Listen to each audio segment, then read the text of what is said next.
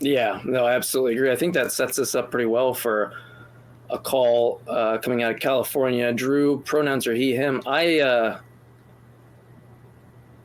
saw something earlier, so maybe Drew will can elucidate on this further. But I thought I saw some specific content there that maybe they wanted to talk about. Let me see if I can click a button. Talk. There we go, Mike. I'm sitting there clicking like, did I click it? I got it. So we got Drew in California, pronouns he, him. Says wanting to talk about managing our temper and emotions when dealing with people that disagree. Now, I had saw something earlier, and I don't know if you're comfortable with it, around a specific topic and a conversation that you had. Did you want to talk about that thing specifically? Because I kind of have a very similar thing that happened to me. I'm just interested if maybe. I don't know which conversation. Oh, I'm sorry. I'm sorry. I'm referring to Drew right now. Oh, I'm talking to Drew. I saw it. Sorry, I should have been very clear. That's my bad. Oh, yes. Go ahead. Hey guys. Yeah, thanks for taking my call. I could talk about the specific incident, but there's been like a handful. Gotcha. So yeah, and I guess I'm not like a super social guy, so I value my friends and my friendships, and so now they've been dropping lately out of my wheelhouse. The last one here that I called in specifically about was this friend of mine who, we spoke, we talked, we would make a point to talk every day on the phone, and she just went radio silent after our last just talk, because we actually got into a fight where she knows my background, and I know her background. She used to be like Catholic, and at some point in her life, she kind of pivoted toward more like spirituality. So I guess maybe she's kind of a deist more than a Catholic, but she knows my background, and we've had debates about this before. But she does believe in like woo and astrology in particular, it's kind of inconsistent, because she has a kid. She wants to teach her kid about being strong in STEM, and took her to JPL to tour. And one of the things I wanted to ask her was like, would you have the guts to tell them at JPL that you believe in astrology and just see what they say? Because no, you wouldn't, because you'd be laughed out. But but then she, knowing my background and what I feel, she sent me my astrology, something that she picked up from some publication, and it was something positive. So I know she meant it. She meant well, and she knows about my struggles that I'd had just recently with having to find a new job. And so the thing was pretty positive about like how I'm doing. Like, see, the thing there's real quick. Can I just real quick for the brevity of time? I just want to just see if I got you so far. Like, so if you have a friend, presumably there's like a fallout, and it's over this topic of astrology, right? And these woo beliefs. Okay, and then presumably you feel like you've overstepped some kind of boundary, or you didn't go at it the right way, because this is kind of what I wanted to get at the heart of, but I wanted to understand the context of like, when you kind of pushed back, so to speak. Well, she kind of expresses being offended sometimes when I push back on her belief system. And then I think that, what about me? Like, she's disrespecting my belief system when she sends me things like this. And like, how I feel about this. Don't send me this. I think I was offended. And so, yeah, I started in on that. I totally. Why does it? I don't want to hog the mic or anything. Here, I want to hand this to Seth. The two kind of things I wanted to at least say so far is, what is it about sending you the material itself that's threatening to you, or that you feel like, I mean, maybe it threatens not the right way, maybe or the right word, maybe there's a word here that describes it. You say offended. I have, Christian family members and friends, and I guess less in the family members are not giving me verses and stuff, but I have friends that will send me text messages and, stuff like that, or God loves you kind of stuff. And it doesn't offend me or make me mad in that sense. I'm trying to understand what makes you upset here. Just receiving that. It was because she knows how I feel about it. And I think that she was kind of ignoring how I feel when she... What is it that you feel? You just don't believe in it, or you have like... Yeah, I don't believe in it. It does make me angry when people bring it up. I guess that's kind of more idiosyncratic on my part. But in this particular situation where she expresses she's being offended because I push back on like how I don't believe in it, and she feels like I'm disrespecting her belief system. I got you.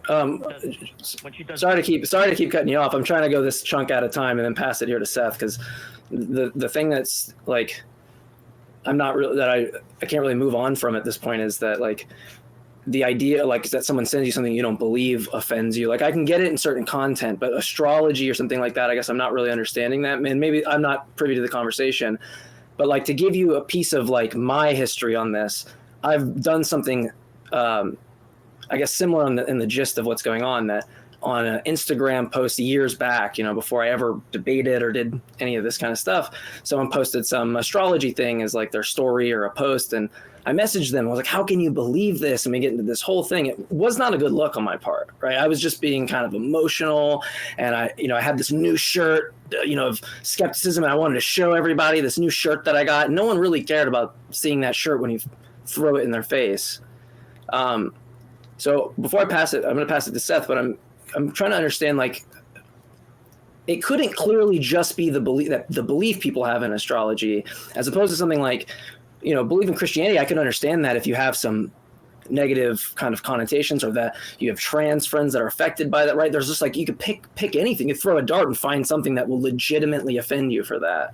But I'm wondering if you just have this general kind of hatred towards like, or not hatred, but I'm trying to find the word, I guess, this disposition against these beliefs. And I wonder a really easy way to go about it is just to kind of curb that from the start, because if you're building up a wall, they're going to build up a wall right behind you. And there's just no communication at that point. But Seth, sorry, I just wanted to kind of see like what it is about the belief itself that's bothering you. Well, if I can jump in, I think I'm sensing something a little different with Drew, because I have gone through this in my own life. I think it's not about the specific claim itself, and astrology claims and all those really they are damaging because they are selling pseudoscience and solutions to a world that will often buy into them. But I think what Drew is expressing, if I may, and correct me if I'm wrong, my friend, is the violation of a boundary that he set in place. Look, my evangelical mother and father were devastated when the son they had raised, they trained him in the way that he should go. And when he got older, he departed from it, right? I realized I hadn't done my own thinking, and I walked away. And so what happened is that a shit ton of religious people in my circle decided, they gave themselves permission to do what has been done to you. They start throwing volleys in your direction. Boom, boom, boom, boom, boom, article and sermon, and read this book and do this and check this evidence out, etc. And at some point you say, don't send this to me anymore. This is not a productive conversation. This is a line that I would rather you not cross. And then they cross it anyway. Well, that is a show of disrespect. And I think you have every right to say, no, this is inappropriate of you. I've requested that you not do this. Someone who respected me would not do this. And I think your frustration over that is totally valid. I had a conversation with my own mother. It's been almost 2 years now. And we kind of gone back and forth. And she was the same way. Every time I turned around, there was a new article just telling me why God was real and I'm wrong and I'm going to hell. Mm-hmm. So we had a conversation, probably like you had. Do not do this again. Okay, I understand your position. You have heard my position. Do not do this. If you do this, I took it a step further. I said, if you do this, a consequence is going to kick in. And that is that I am going to have to remove you from my circle. We will not have communication because I don't have to live in an atmosphere of disrespect. 3 days later, another sermonette came in. And I cut that cord, and we haven't really had a relationship since. It's not my fault. And I honestly think self-respect is a big aspect of respect. And I think if I'm understanding you, Drew, you simply want your boundary to be respected, and it irritates you that it has been disrespected. Am I close? Yeah, you pretty much got it. I mean, she's the one who set the boundary in the first place. I was always being my authentic self, and whenever she'd raise it in the past, I'd explain my position, and I wasn't rude about it. But then she would take offense to that I'm disrespecting her beliefs, and so it seems like she set the boundary that I'm to respect her, and I respected that boundary, and then she feels like she doesn't have to respect my boundary. It was implied, but I didn't explicitly state it. But okay, let me make sure I understand, Drew. Please forgive the interruption. So she was asking you to defend your position. Why don't you believe in God? Why don't you believe in spirits? And she was the one kind of who had started that conversation. And then whenever you came back and you said, well, I disagree with astrology and I disagree with woo because she took offense at your response. Am I understanding that correctly? Well, she would say something in respect to here's what the astrology says. I know that the stars are aligned a certain way, so I'm expecting a lot of chaos. And then I would say something like, well, I don't believe that kind of thing. And that's when she would express that she's taken offense to my, trying to push back on okay, well, so she told you the stars said this about your life and you said, I don't buy that. And then she got irritated. Is that what I'm hearing? Well, I mean, the way it began, the whole thing okay, all right. was that. Well, ultimately, I really don't think throwing facts at people is productive. We understand that identity beliefs work differently. People are led around often by their emotions, and all tribes can be guilty of in-group and identity thinking, blah, blah, blah. I've become more of a fan of the Socratic method. If we engage, we do so lightly, try to use a lot of questions, a little straight epistemology. And, I think, hey, how would you know? Can you explain this to me? I don't really buy it, but maybe you've got a better. I mean, I get those types of engagements, but if you've said, don't do this, please don't do this, and she's sending you your fucking star charts anyway, that to me is crossing a line of respect. And you have every right to say, look, I've asked you not to do this. Do not do this. Or we may not have much of a relationship moving forward. I think that's fair. I don't know. Check me on that. Yeah, no, I agree if it got to that point. But the thing is, for me, it's not a deal breaker.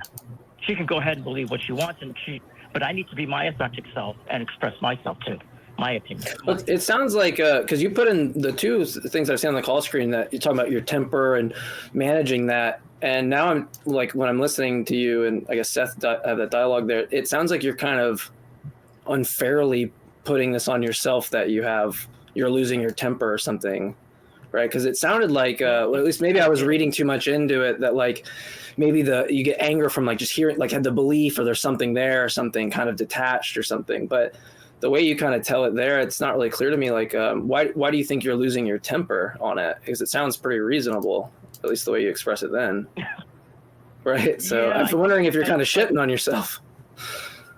But it does end up it progresses into me losing my temper and making arguments, just pushing back really hard.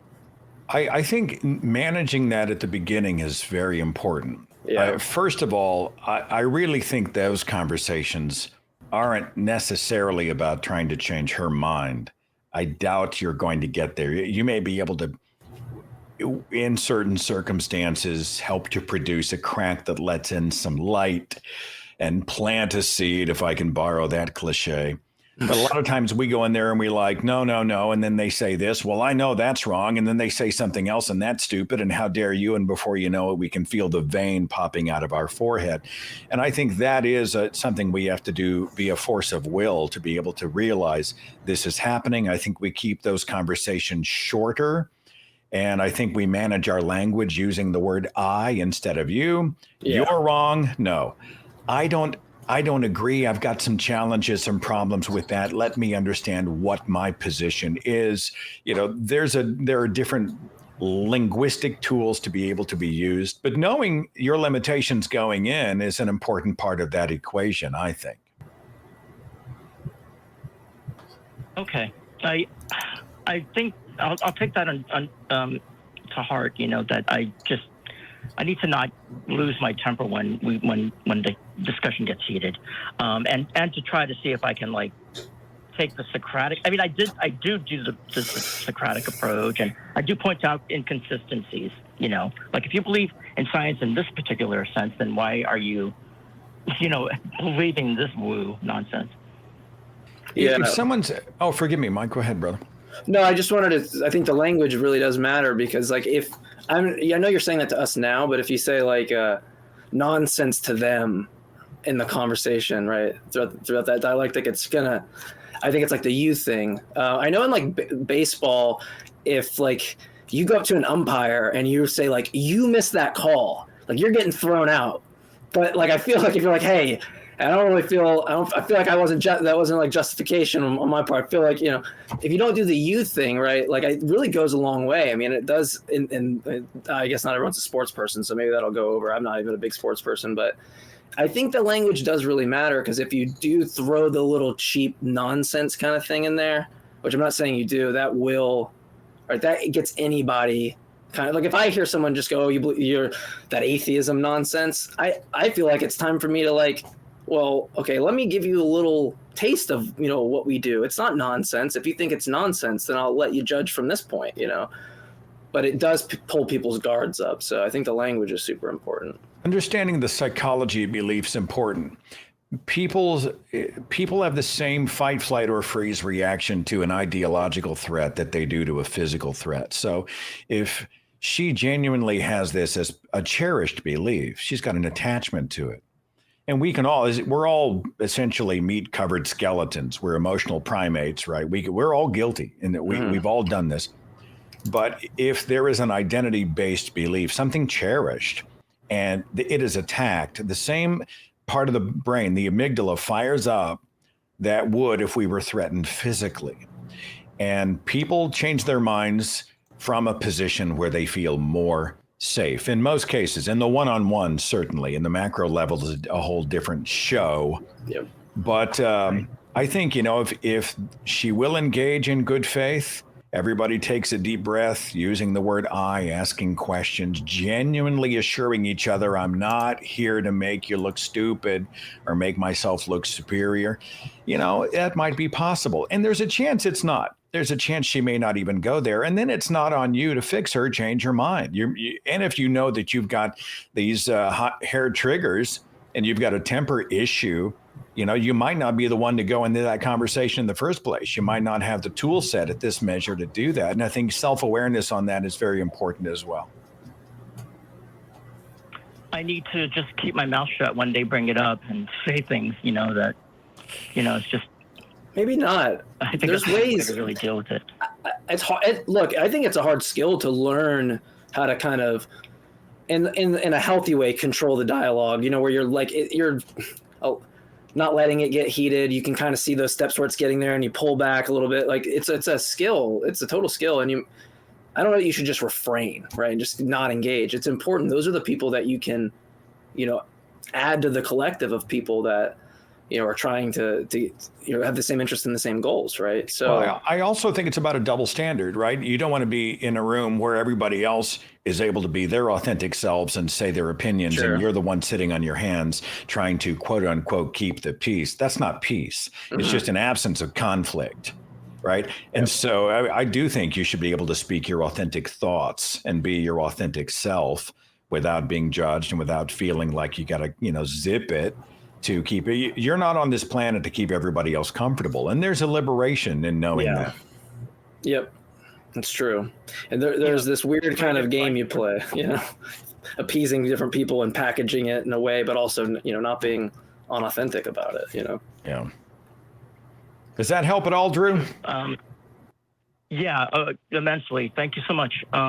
Just so you know that this person was, I did try being diplomatic at first, and then it just kind of escalated because, he kept on bringing it up, and so that's why. I think it's fine to decide if you have a line to make clear where that is, to say maybe we should talk about other things. Here's kind of my guideline. Please respect it. And if that guideline's just respected, I think you're going to need to make a decision as to how much disrespect you are going to allow in your own circle. So hang in there. Let us know how it goes. Okay. Yeah, will do. Thanks so much, guys. Yeah.